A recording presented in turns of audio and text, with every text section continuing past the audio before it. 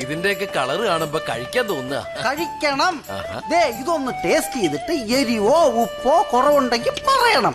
പിന്നെ കയ്യല്ല, നാവ്.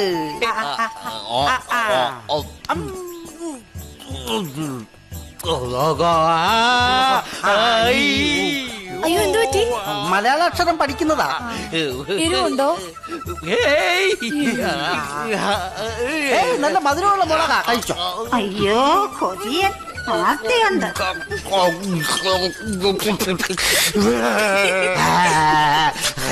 പഴയ മിമിക്രിക്കാരനാ, പേപ്പട്ടി അനുകരിക്കുക.